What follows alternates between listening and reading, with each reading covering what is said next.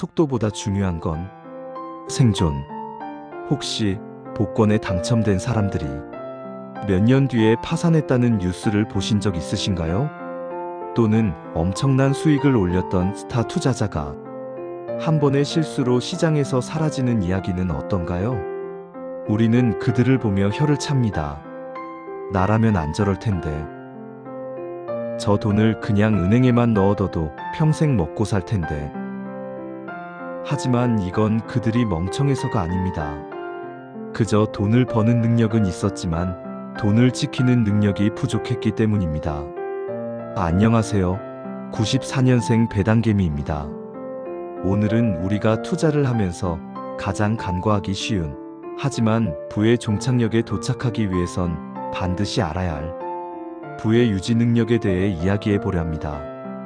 많은 분들이 착각합니다. 부자가 되는 과정과 부자로 남는 과정이 같을 것이라고요. 하지만 이 둘은 완전히 반대되는 기술을 요구합니다. 돈을 벌기 위해서는 낙관주의가 필요합니다. 내가 산 주식이 오를 거야. 내 사업은 성공할 거야. 위험을 감수하고 세상이 더 좋아질 거라는 믿음이 있어야 투자를 시작할 수 있고 자산을 불릴 수 있습니다. 하지만 돈을 지키는 건 정반대입니다. 여기에는 비관주의와 편집증이 필요합니다. 이 돈은 언제든 사라질 수 있어. 시장은 내일이라도 반토막 날 수 있어. 자신이 쌓아 올린 것이 순식간에 무너질 수 있다는 건전한 두려움이 있어야 합니다. 우리가 흔히 말하는 벼락부자들이 몰락하는 이유는 돈을 벌 때 썼던 공격적인 태도를 돈을 지킬 때도 똑같이 사용하기 때문입니다. 그들은 운 좋게 큰 돈을 벌고 나서도 더 큰 위험, 더 큰 레버리지를 씁니다. 자신감이 하늘을 찌르기 때문이죠. 하지만 시장의 파도가 한번 바뀌는 순간 그동안 쌓은 모든 것이 모래성처럼 무너져 내립니다. 그렇다면 우리가 오랫동안 부자로 남기 위해서는 어떤 마음가짐이 필요할까요? 첫 번째 핵심은 생존입니다. 워런 버핏은 지난 80년 동안 수많은 하락장과 경제 위기를 겪었습니다. 하지만 그가 세계 최고의 부자가 된 진짜 비결은 그 모든 위기 속에서도 죽지 않고 살아남았기 때문입니다. 복리 컴파운딩은 마법과도 같지만 이 마법이 작동하려면 반드시 필요한 조건이 하나 있습니다. 바로 시간입니다. 그리고 그 시간을 확보하려면 시장에서 퇴출당하지 않고 버텨야 합니다. 어떤 해에 100% 수익을 내는 건 대단한 일입니다. 하지만 그 다음 해에 마이너스 50% 손실을 본다면 혹은 한 번의 실수로 자산이 0이 된다면 복리의 마법은 그 즉시 멈춰버립니다. 그래서 진짜 고수들은 최고의 수익률을 쫓지 않습니다. 대신 꽤 괜찮은 수익률을 아주 오랫동안 유지하려고 노력합니다. 그것이 결국엔 훨씬 더 큰 결과를 만든다는 걸 알기 때문입니다. 제가 3억이라는 자산을 모으면서 가장 신경 썼던 부분도 바로 이 지점입니다. 빨리 10억을 만들어야지라는 조급함 대신 절대 다시 0원으로 돌아가지 않겠다는 원칙을 세웠습니다. 그래서 저는 위험한 테마주 대신 지루한 배당주를 모으고 현금 비중을 항상 일정하게 유지합니다. 이건 겁이 많아서가 아닙니다.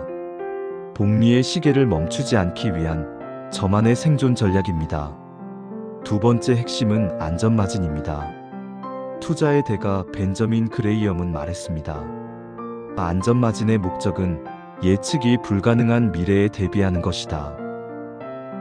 우리는 미래를 알 수 없습니다. 내일 전쟁이 날지, 전염병이 돌지, 다니던 회사가 망할지 아무도 모릅니다. 그래서 계획을 세울 때는 계획대로 되지 않을 때를 대비한 계획이 있어야 합니다. 예를 들어 여러분이 연 수익률 10%면 10년 뒤에 은퇴할 수 있어라고 계획했다면 그건 위험한 계획입니다.